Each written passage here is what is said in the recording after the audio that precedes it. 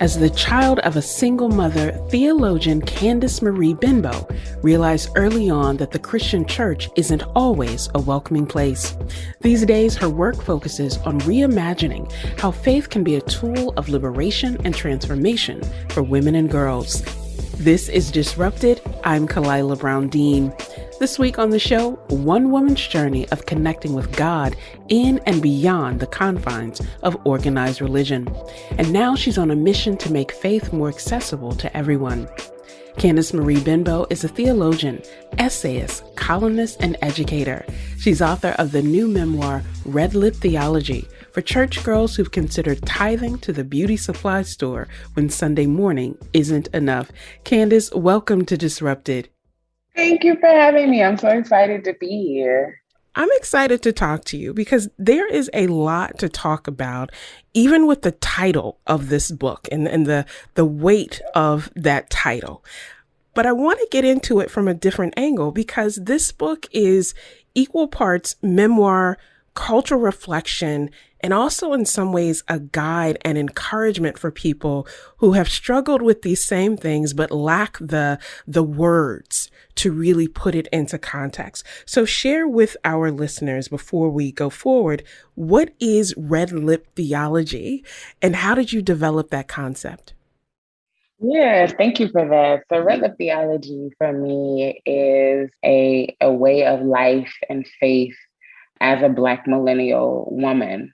It's the lens through which I see God, I see myself, I see the world. Being raised, steeped in Black church culture and hip hop culture, I am a true Black millennial.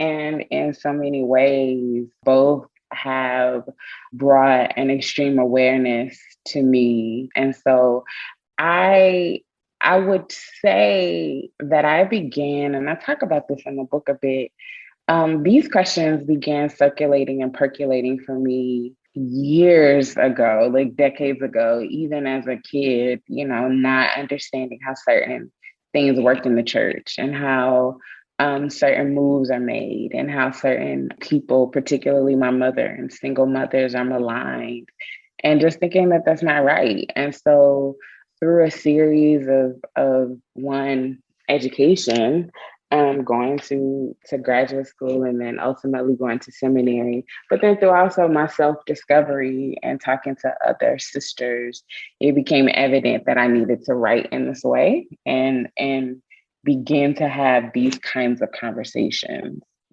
Even that framing of being a young woman of faith who is growing up within hip hop culture and also church culture, because often those two cultures and traditions are seen at odds with one another. And so the question then becomes, where do I fit? If I'm living between these two worlds, never fully within either one, where do I fit? So if you've been wrestling with these questions since, as a young child, and then as you said, you went to divinity school, was there a moment in divinity school where you said, this is the belief system that fits for my understanding and how I define for myself who I am in these spaces? Yeah, it actually came very haphazardly. I talk about in the book a white male classmate coming up to me and asking me, was I a Black liberation theologian, a Black theologian, or was I a regular theologian? As if to say that doing work and thinking theologically from my context is somehow niche and that everybody else is doing real work and real theology. And I quipped at him, I'm a red lip theologian. And he was like, who created that? Thinking like we had read it and he had missed it. And I said, I did just now. So it was this very sarcastic remark, but as soon as I said it, it really resonated with me because it was also the journey that I was on at the time. Like I had come from a breakup and through a breakup had made a promise to my best friend that I would work to piece myself together. And so I was engaging in like beauty participation, beauty industry participation at the same time that I was at Duke Divinity School. And so the two were married for me in a very interesting way. So when I said I'm a red lip theologian, it became, okay, now what is it? And how do I kind of concretize and theorize the conversations that I've been having with friends and that I've been having with my professors to think very strategically and congruently about life and what it means. And it has been, it's been a joy and a journey, because I think even after the book came out, so many women and others have told me what red lip theology means to them and what it is for them. And it's been like, wow, like, and I think that that's the beauty of when we write and when we speak, our words live beyond us. And that's the beauty of it, right? Like, you put this thing into the world, you put this thought into the world, and it takes on its own life, and people are able to do with it what they desire and what they hope. And it's just been really, really beautiful. It's just been really beautiful. I want to talk about the journey that you mentioned, because you are a graduate of Duke Divinity School, right? You grew up in the South. You and I both grew up in the South and grew up what we call very churchy, growing up in that institution of the Black church, which is different in many ways, and also has this inherent challenge, Candice, of realizing that you're in this space, but sometimes feeling like you're pushed out of that space. And you have talked very candidly throughout your work about that experience of being born to a single mother, a child of a single mother whose faith was very important to her and a part of your experience. And then having the church sort of ostracize her for being a single mother. And that piece of your book resonated with me, because I remember in my home church, if a woman got pregnant out of wedlock, she had to go before the church and apologize. Men never had to do that. So with that kind of experience at the beginning of your journey, how does that connect to this red lip theology and your sense of faith as a journey and sort of always a negotiation about what that means for you? Yeah, I had to walk with God and with faith in a way to make it my own. Like, I say all the time, like people say all the time, the personal is political, right? And I say that the personal is theological and the personal is political. Like, who you are, what you believe is who you are, right? And that is how you vote, and that is how you think. And there was always a part of me that knew that how these men who were preachers, how they talked about and maligned women was inconsistent, one, with the woman that I was living with, my mother, and how she raised me. And then it felt very inconsistent with this kind of love that I read in scripture, and this God that, one, I was coming in contact with in scripture. And so I found myself really trying to push to think through like what all of that meant. And so it continues to be a journey, because I think if we don't constantly navigate the world of faith, if we don't constantly push to make it as personal to us. I don't believe that faith and theology are supposed to be these like rigid, like black and white, like it can't be, because life is not black and white. It is very nuanced. If we can go into court systems and have mitigating factors, right? How much more important are those mitigating factors to our personal lives, and to recognizing that, hey, I am human and I didn't get it right this time, but that is not the totality of who I am. My mama used to say that none of us are all good or all bad, and that we are not the last thing that we've done, and we're not the worst thing that we've done.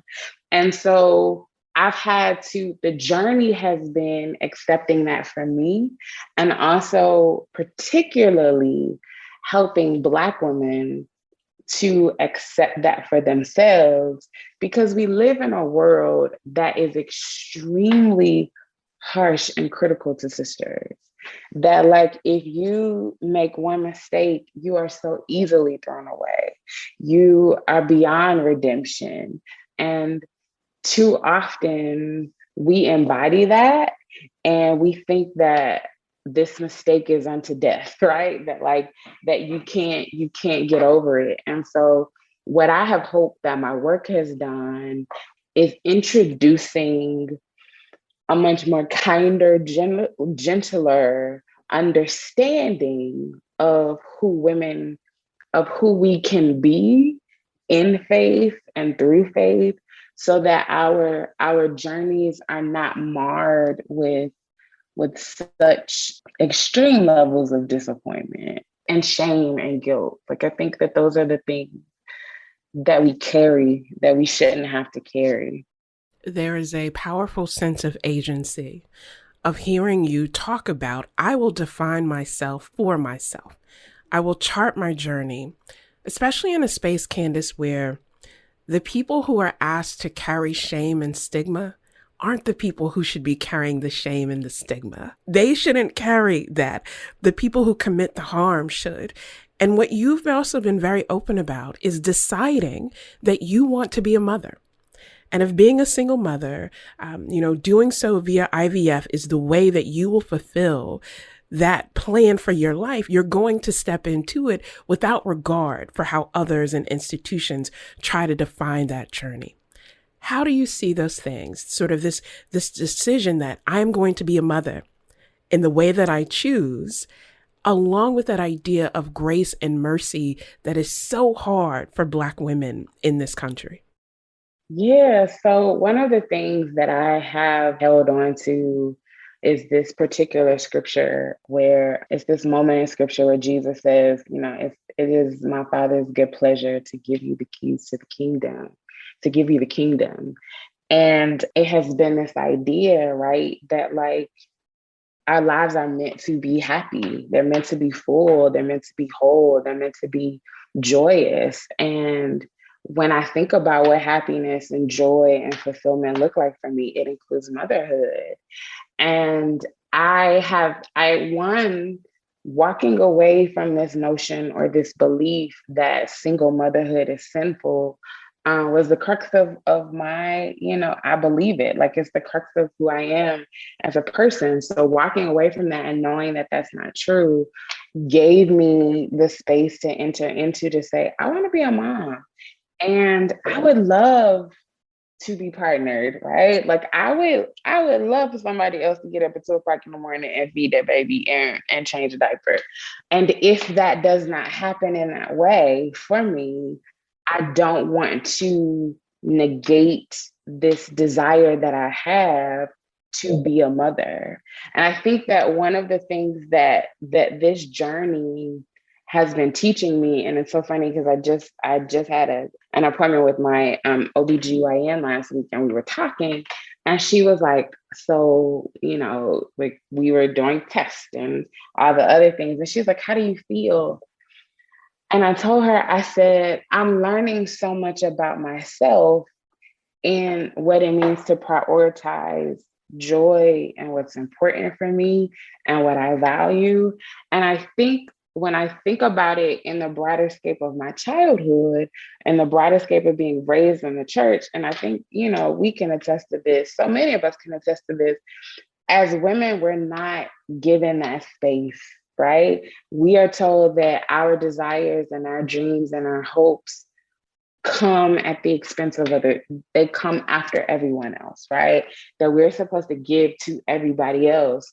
And then if we have something left over, we need to find somebody else to give it to, And so prioritizing me in this way and really living into this is my desire and this is my hope for myself and making moves towards it has been something of a reclamation of what it means to say, I deserve joy and happiness and fulfillment too. And to honor that. And I think we're in a very interesting time for women and for other marginalized communities is that what does it mean to prioritize yourself in this world where, for all of us, last week was heavy when the school shooting at Robb Elementary happened.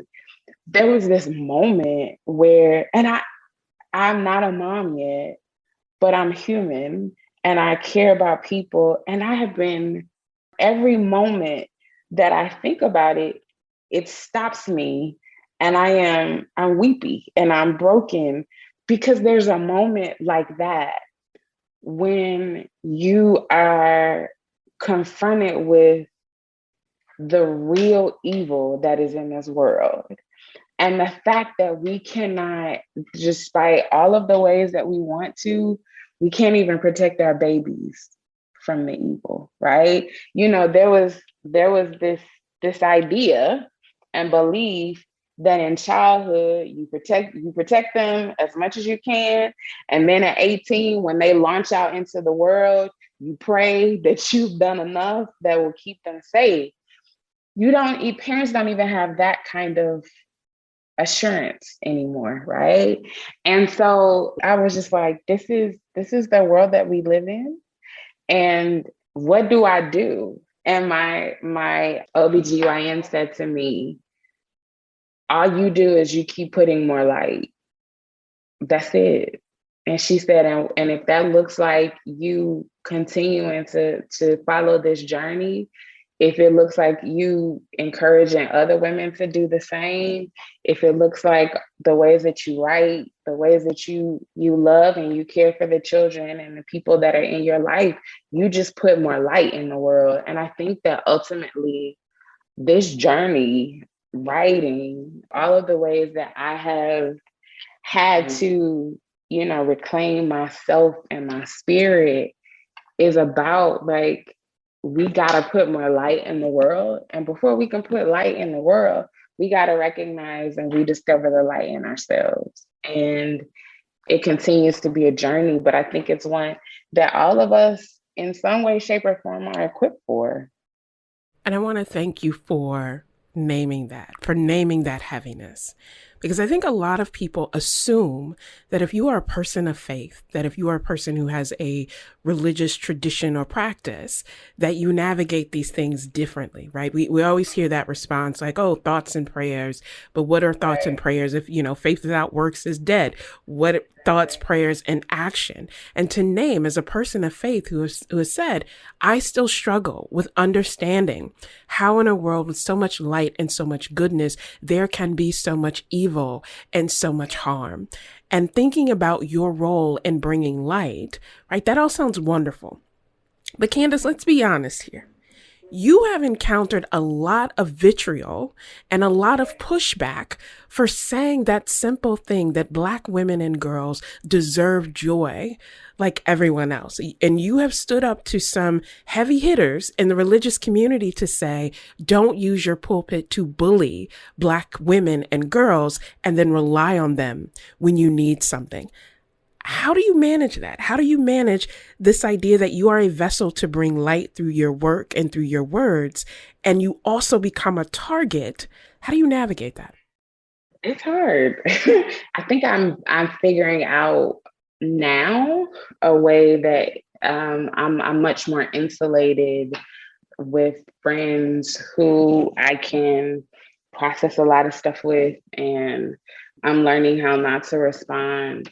But ultimately, it's been hard because the truth is, it's difficult to be attacked when you are fighting for rights for people to be loved by a God that everybody claims is love. Like, that is mind-boggling at times, right? And it is even much more difficult to experience the vitriol from people who get in pulpit and preach the gospel. And so there's this moment where you're like, okay, so what are we really doing here, right? Like, what is going on? And I think what has helped and what continues to help is that I am I know that the work and the efforts reach the people that they're supposed to. The women who reach out to me who are like, I read you and it helped me.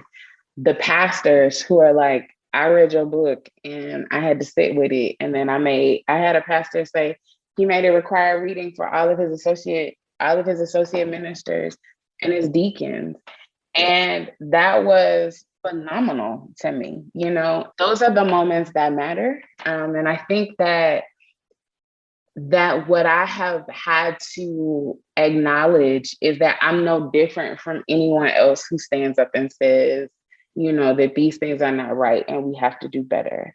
And you would wish and want and desire for us to live in a world where justice and equity reign. But we gotta push to make that world, you know, we gotta push, as scripture says, you know, to make it on earth as it is in heaven, right? And so I recognize and that's part of the work that I do. And it can feel isolating and lonely, but I always know that in those moments, I'm also given the awareness to know that the naysayers and as loud as they are not louder than the people who are saying like, this is necessary and this matters.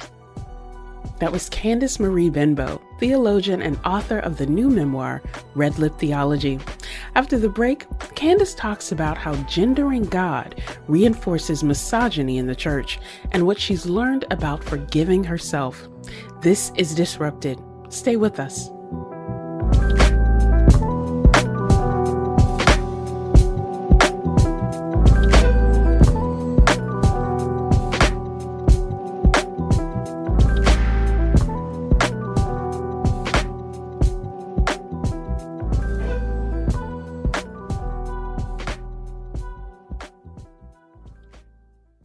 Welcome back to Disrupted. I'm Kalila Brown-Dean.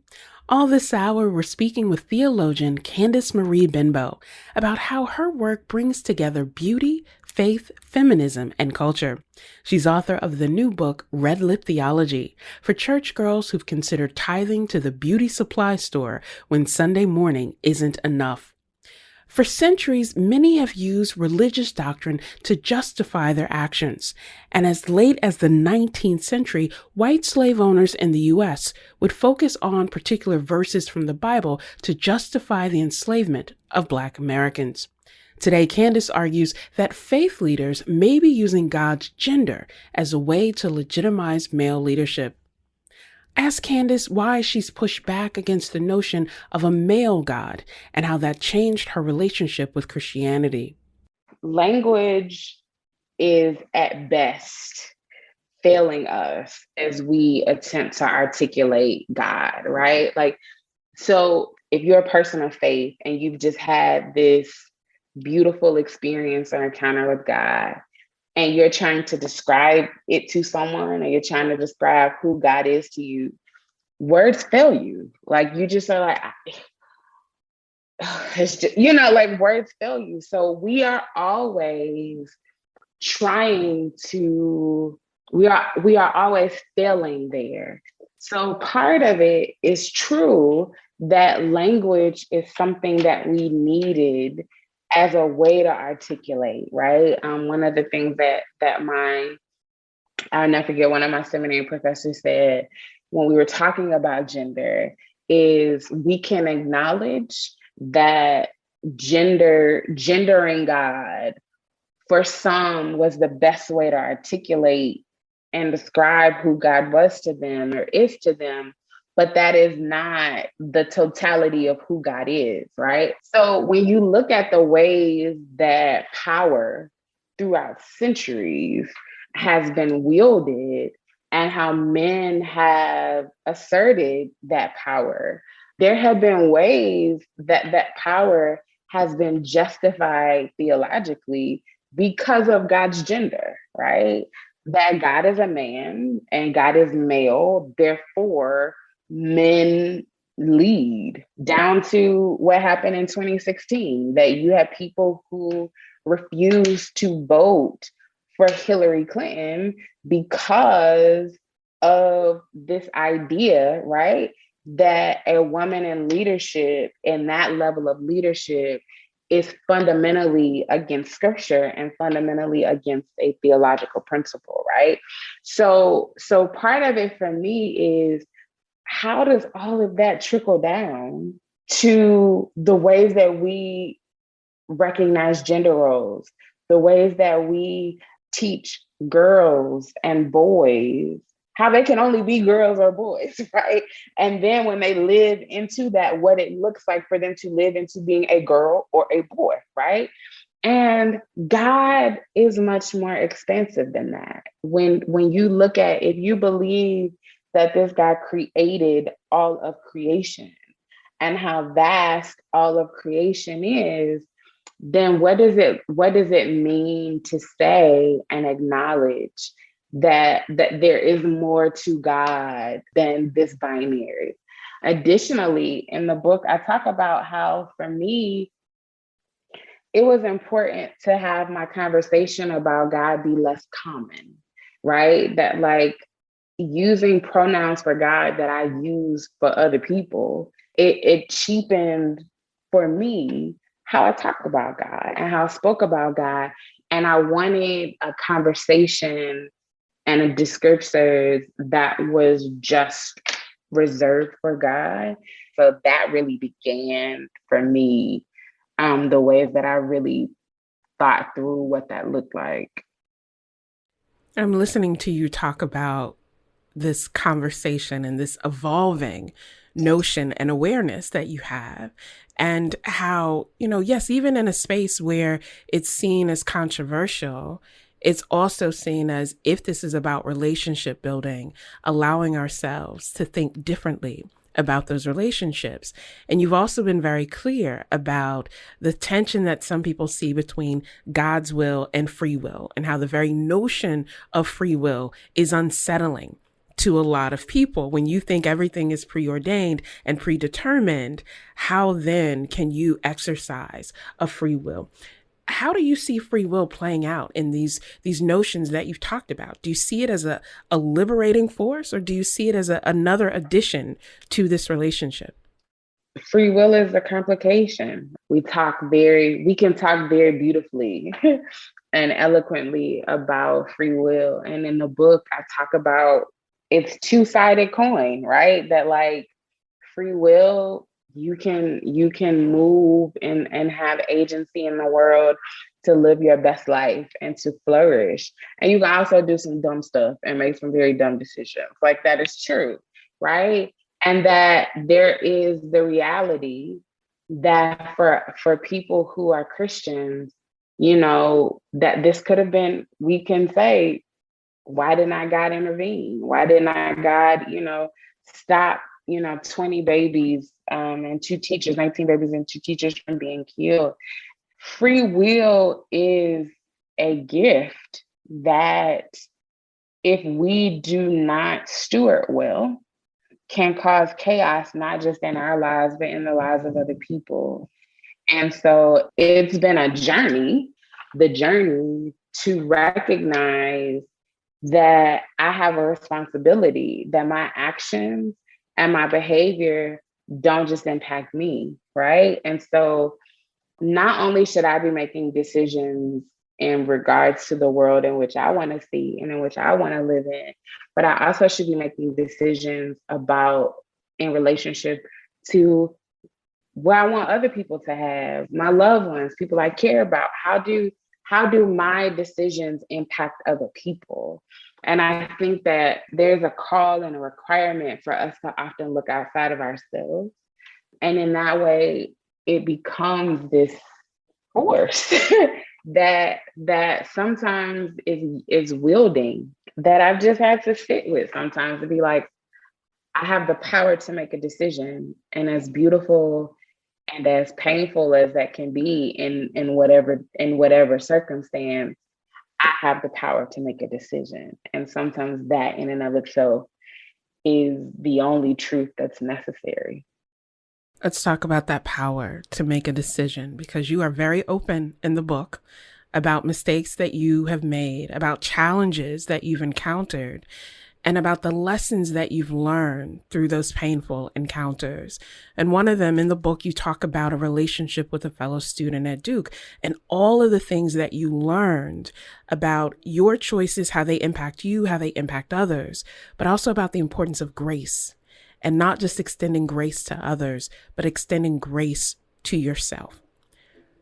Share with us that experience and how that lesson of grace showing up in your life now shapes how you extend it and live your life in terms of connection for other people.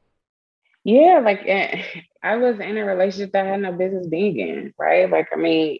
He was married, and I had convinced myself, as many people in those kind of circumstances do, that his experiences or his reality wasn't what it was. And even knowing it was wrong, I found ways to justify it. And I was just flat out wrong. And it took me looking in the mirror after a lot of things happened and things ended to just be very honest and say, I didn't like who I saw. And I deserved to be able to look at myself in the mirror and take pride in who I was, not just outwardly, but inwardly. And that there's room for me to make mistakes and recover from them if I do the work. And, I'm one of those people, and I've tried to show it and model it in my personal life, how I talk about it, that there is nothing unavailable to us if we're willing to do the work, if we're willing to acknowledge our wrong and work to make it right in whatever way reconciliation and restoration looks like. And I think that too often we work to live in the shame and the guilt of our decisions because it's easier. It's easier to stay there and to be down on myself and to think all of these morose things. It's easier to feel that way.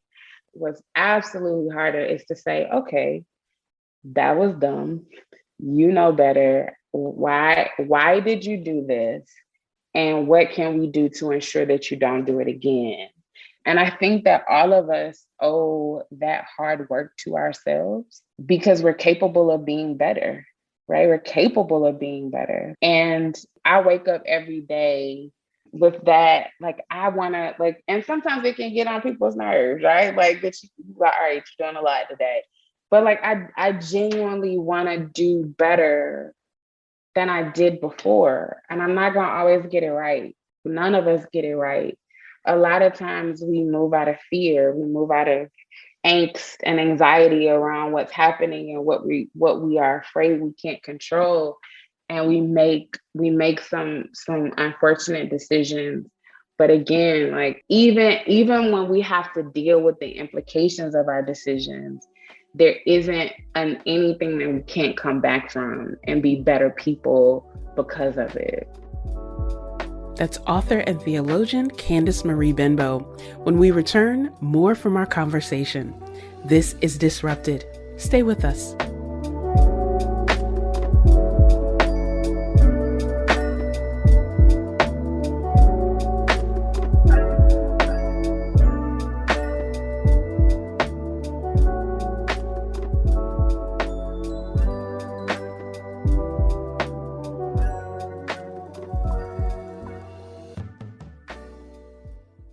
Welcome back to Disrupted. I'm Kalila Brown-Dean. Today we're talking with theologian Candice Marie Benbow. She's author of The Red Lip Theology for church girls who consider tithing to the beauty supply store when Sunday morning isn't enough.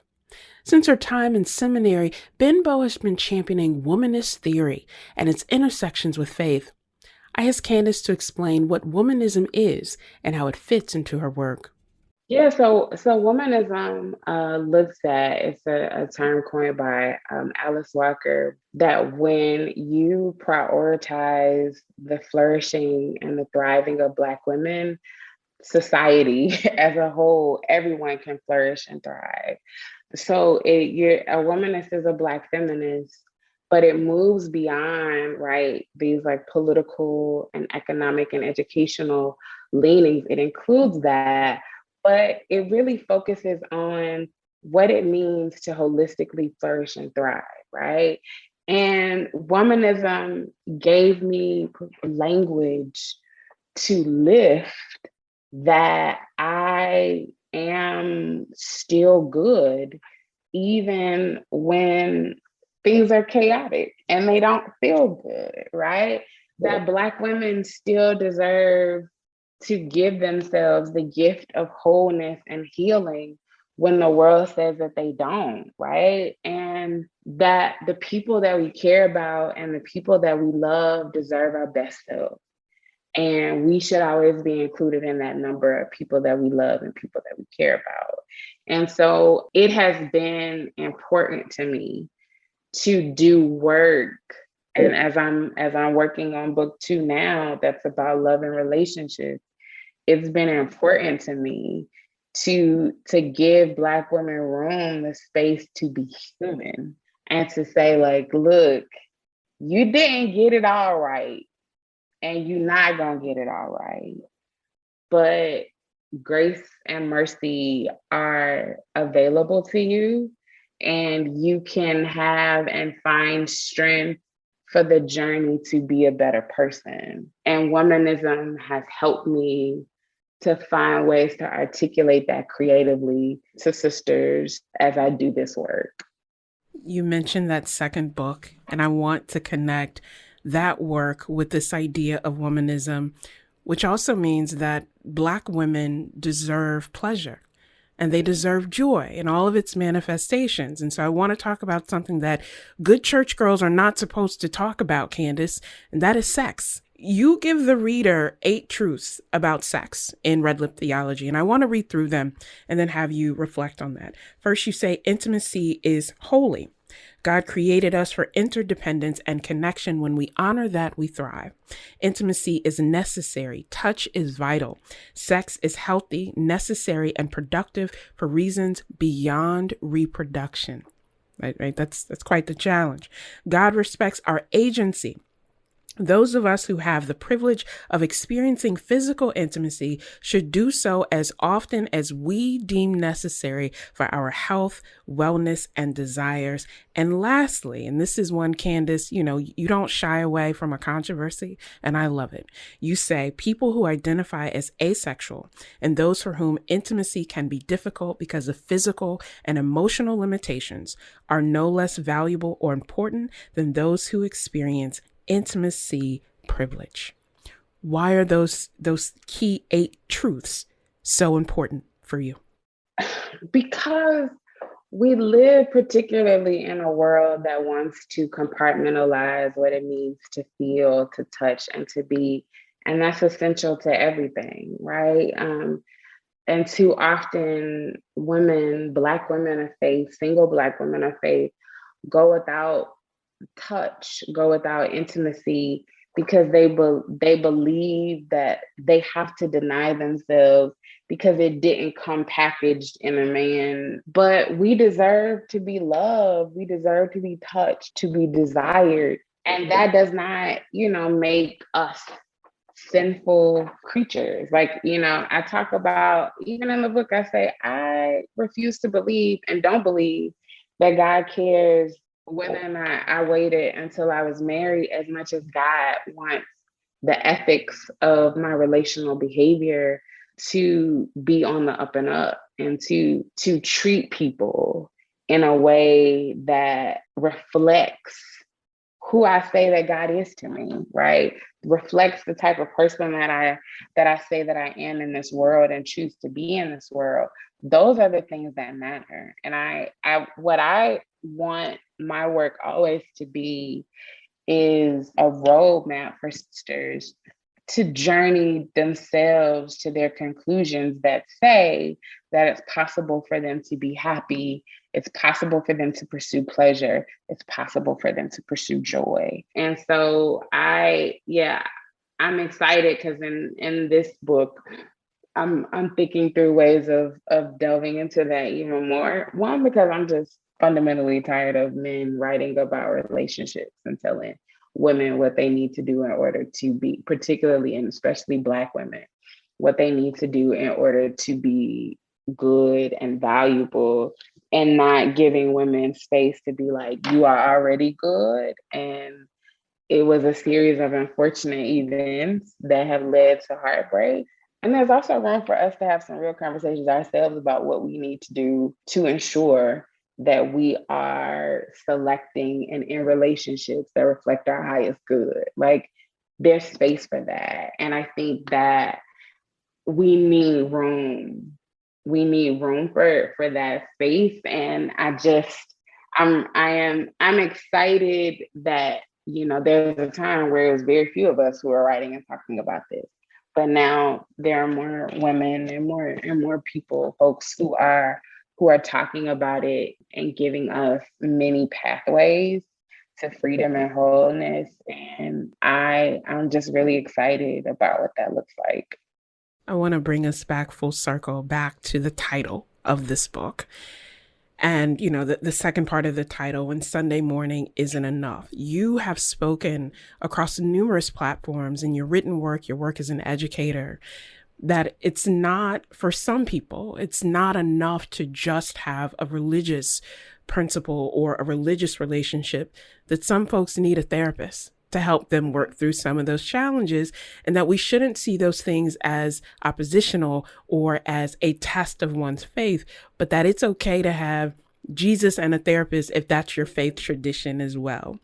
When you think about that wholeness, you think about that wellness, you think about the next stages of your journey, how important is it for you and your platform to show others that it really can be compatible to build a team that is connected to your wellness? Yeah, so I talk about my therapist a lot in the book, and I talk about her a lot on my platform. But my mother was a mental health nurse practitioner, and she used to say that you need God and every other qualified professional to be your best self. And I have a spiritual care squad in addition to my therapist that I talk about in the book. But I grew up in a space where mental health and pursuing optimal mental health was normalized for me. And so it was not a difficult decision for me, particularly after my mother passed, for me to say, I'm not good and I need help, right? And I celebrate the growth of when my mother first died. I had sessions 3 days a week because the grief and pain was that heavy. Now I've gone from 3 days a week to once a month, right? Like that is what, and then half the time we just looking at each other, just talking, because that is what growth does. And we've been able over the last 6 years to chart that growth. We've also been able to, over the last 6 years, chart when I made a mistake and did something I had no business doing, and then talk through it, right? Like because it's a whole life, and I'm a human being that's that is living a whole and full life. The truth is that Sunday morning isn't enough for a lot of us, and it doesn't have to.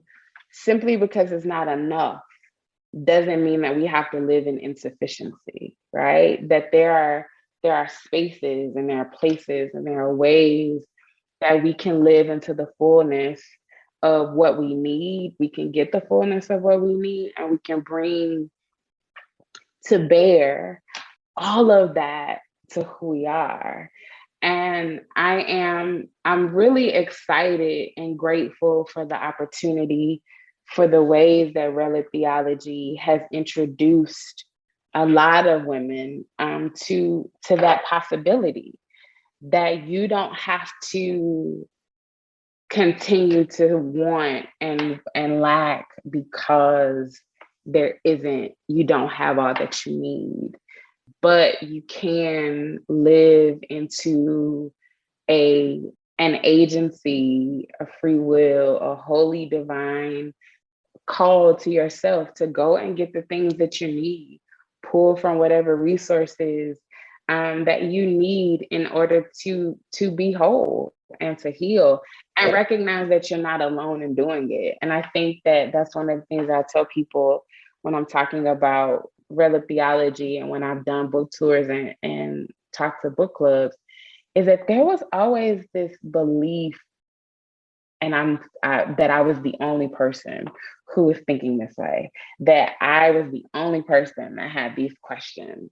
And then you go, you talk to people, you're like, oh my God, like you thought this too, and you realize that you're not alone. And the truth is, I wasn't alone in my questions, and I'm also not alone in the ways that I have found ways to make a robust spiritual life and leaning for myself.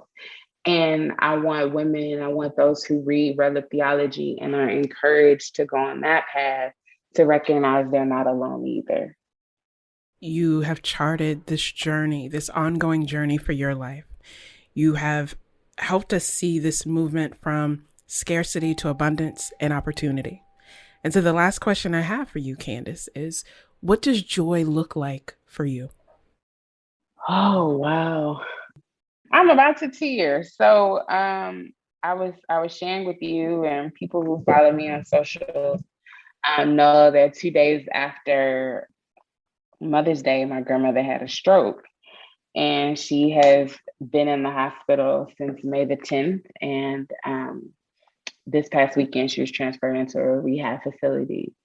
And my uncle sent me a video. My grandmother loves this game. Her, my mother, and my uncle play this game, this computer game called Chuzzle.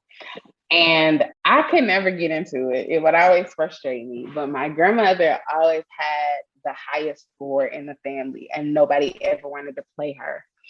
And he sent me a video of her playing Chuzzle. He brought his laptop to the rehab facility, and she's playing Chuzzle. And she's joking about how her score is low now, but when she gets home, it's gonna get higher.